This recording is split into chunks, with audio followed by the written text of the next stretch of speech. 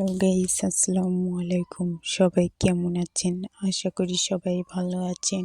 আজকে একটা সবজির রেসিপি তোমাদের সাথে শেয়ার করব। শীতে টাটকা টাটকা ফুলকপি আমি একটা নিয়ে নেব।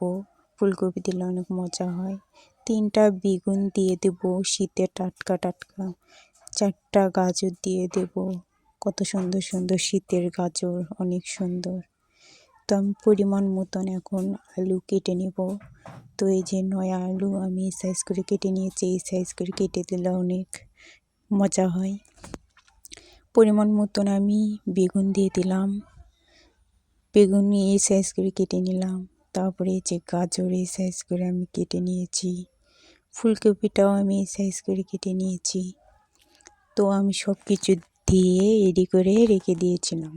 তো এখানে প্রথমে স্বাদ মতন লবণ দিয়ে দেব, আমার পরিমাণ মতন হলুদের গুঁড়া দিয়ে দেব, এরপরে জিরের গুঁড়ো দিয়ে দেব স্বাদ মতন। আগে থেকে আমি ধনের পাতা ধুয়ে সুন্দর করে রেডি করে রেখে দিয়েছিলাম।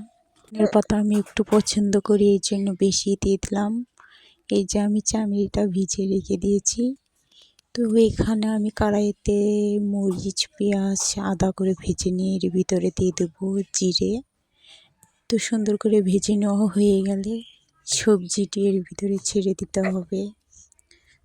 তো আমি আগে 15 সেকেন্ড পর আমি নেড়ে দিয়েছি, আবার 5 মিনিট পর নেড়ে দিচ্ছি। তো এই যে দেখো সবজির কত সুন্দর একটা কালার। শীতের সবজি অনেক মজা। সবাই ভালো থাকবেন। আল্লাহ হাফেজ।